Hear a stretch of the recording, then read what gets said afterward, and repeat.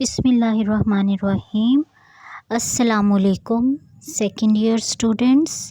جیسا کہ آپ جانتے ہیں کہ آج ہمارا چیپٹر نمبر 2 ہے اور اس میں ہمارا ٹاپک ہے 1962 کے آئین کے اہم خد و خال۔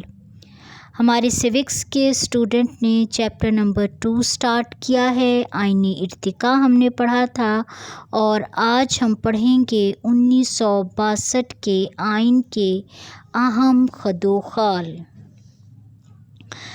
فروری 1960 میں ایوب خان نے سابق چیف جسٹس شہاب الدین کی سرکردگی میں آئین سازی کے لیے ایک 10 رکنی آئینی کمیشن تشکیل دیا، جس نے اپنی سفارشات مئی 1961 میں صدر مملکت کو پیش کر دیں۔ بعد ازاں صدر نے وزیر خارجہ منظور قادر کی قیادت میں کابینہ کے 7 اراکین پر مشتمل ایک آئینی کمیٹی بنائی، جس نے آئینی کمیشن کی سفارشات کو نظر انداز کرتے ہوئے اپنی مرضی سے آئینی سفارشات مرتب کیں، جنہیں گورنروں کی کانفرنس میں منظور کر لیا گیا اور اس طرح آئین مکمل کر لیا گیا۔ 8 جون 1962 کو صدر محمد ایوب خان نے ایک صدارتی حکم کے ذریعے اس آئین کو ملک میں نافذ کر دیا اور اس کے نمایاں خد و خال کچھ اس طرح سے تھے۔ تحریری آئین تھا۔ 1962 کا آئین 250 دفعات، 5 گوشواروں، 8 ترامیم اور مارشل لا کے 31 ضوابط پر مشتمل ایک تحریری آئین تھا۔ اسے 12 حصوں میں تقسیم کیا گیا تھا۔ گویا ضخامت کے لحاظ سے یہ 1956 کے آئین سے طویل تھا۔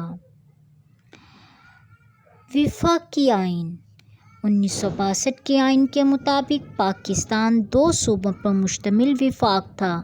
قومی اسمبلی میں دونوں صوبوں یعنی مشرقی اور مغربی پاکستان کو یکساں نمائندگی دی گئی۔ انتخابی ادارے میں بھی دونوں صوبوں کے نمائندوں کی تعداد یکساں یعنی 40 ہزار تھی۔ آئین میں مرکزی حکومت کے اختیارات کی وضاحت کی گئی، باقی ماندہ اختیارات صوبوں کو عطا کیے گئے۔ صدارتی آئین تھا۔ اس آئین کے تحت صدارتی طرز حکومت کا تجربہ کیا گیا۔ صدر سربراہ مملکت اور سربراہ حکومت بھی تھا، جس کا انتخاب بنیادی جمہوریتوں کے 80,000 اراکین پر مشتمل انتخابی ادارہ 5 سال کے لیے کرتا تھا۔ تمام انتظامی اختیارات کا محور صدر تھا۔ اس کو قانون سازی کے وسیع اختیارات تفویض کیے گئے تھے۔ کابینہ کے اراکین قومی اسمبلی کی بجائے صدر کے سامنے جواب دیتے۔ کلیدی اسامیوں کی تمام تقرریاں صدر کے ہاتھ میں تھیں۔ استوار آئین تھا۔ اس آئین کے تحت قومی اسمبلی کی 2/3 اکثریت آئین میں ترمیم کر سکتی تھی۔ ترمیمی بل صدر کی منظوری کے لیے پیش کیا جاتا تھا۔ اس کے دستخطوں سے وہ بل قانونی شکل اختیار کر لیتا تھا۔ صدر منظوری کے بغیر اسے دوبارہ قومی اسمبلی کو بھیجنے کا مجاز تھا۔ قومی اسمبلی کی 3/4 اکثریت اگر اسے دوبارہ پاس کر دے تو صدر اسے ریفرنڈم کے لیے انتخابی ادارے کے سامنے پیش کر سکتا تھا۔ اگر انتخابی ادارہ کثرت رائے سے منظوری دے دے تو صدر کی منظوری کے بغیر ہی وہ ترمیم آئین کا حصہ بن سکتی تھی۔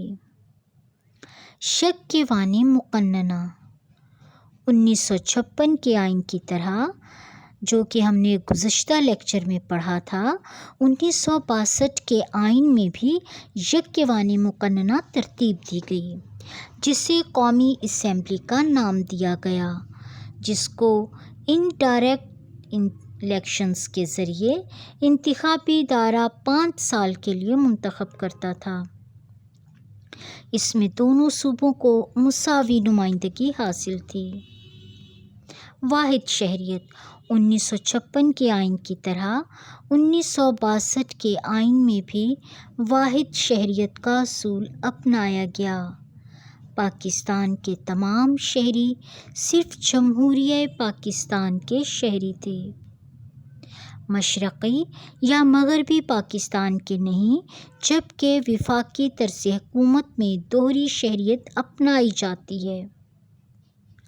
بنیادی آئین میں بنیادی حقوق کا تذکرہ ہی مفقود تھا۔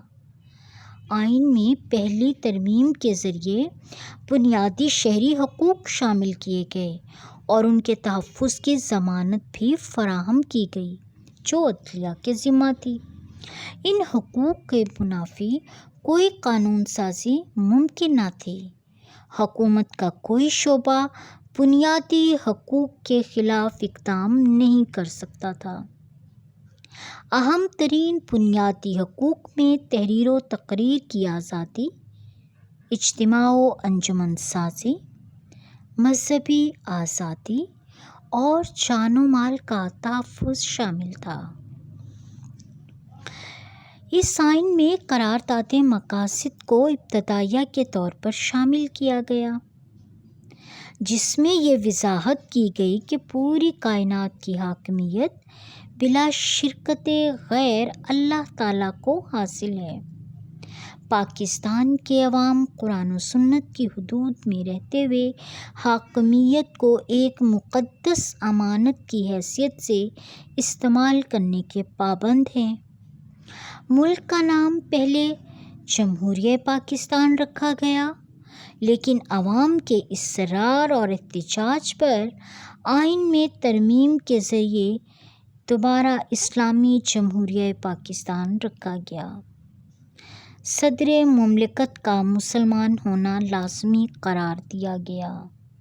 پاکستان کے عوام کو اپنی انفرادی اور اجتماعی زندگیاں اسلامی اصولوں کے مطابق بسر کرنے کے قابل بنایا جائے گا اور اسلامی تعلیمات سے متصادم کوئی قانون سازی نہیں کی جائے گی۔ یہ اس میں اسلامی دفعات شامل کی گئی تھیں اور اس کے علاوہ اسلامی مشاورتی کونسل بھی بنائی گئی۔ صدر پاکستان گورنروں، مرکزی اور صوبائی اسمبلیوں کو قانونی معاملات میں مشورہ دینے کے لیے ایک اسلامی مشاورتی کونسل تشکیل دی جائے گی تاکہ قانون سازی اسلام کے مطابق ممکن ہو اور موجودہ قوانین کو اسلام کے مطابق ڈھالا جا سکے۔ اسلامی مشاورتی کونسل عملاً ایک بے اختیار ادارہ تھی۔ اس کی رائے کی حیثیت صرف مشاورتی تھی، حکومت اس کو قبول کرنے کی پابند نہ تھی۔ قومی زبانیں اردو اور بنگالی دونوں کو قومی زبانوں کی حیثیت دی گئی، لیکن انگریزی کو اس وقت تک سرکاری زبان کی حیثیت حاصل رہے گی جب تک قومی زبانیں دفتری حیثیت اختیار نہیں کر لیتیں۔ انڈائریکٹ ڈیموکریسی بالواسطہ جمہوریت براہ راست انتخاب کا طریقہ ختم کر کے انڈائریکٹ ڈیموکریسی کا نظام رائج کیا گیا۔ اس نظام کو بنیادی جمہوریتوں کا نام دیا گیا۔ صدر، قومی اسمبلی اور دونوں صوبائی اسمبلیوں کے انتخاب کے لیے ایک انتخابی ادارہ قائم کیا گیا جس کے اراکین کی تعداد 80,000 تھی، جو بعد میں 1,20,000 کر دی گئی۔ ان کو عوام منتخب کرتے تھے۔ یہ اراکین دونوں صوبوں سے یکساں تعداد میں لیے جاتے تھے۔ یہ تھے ہمارے آج کے 1962 کے آئین کے اہم خط و خال۔ امید ہے آپ کو بہت اچھے سے سمجھ آئے ہوں گے۔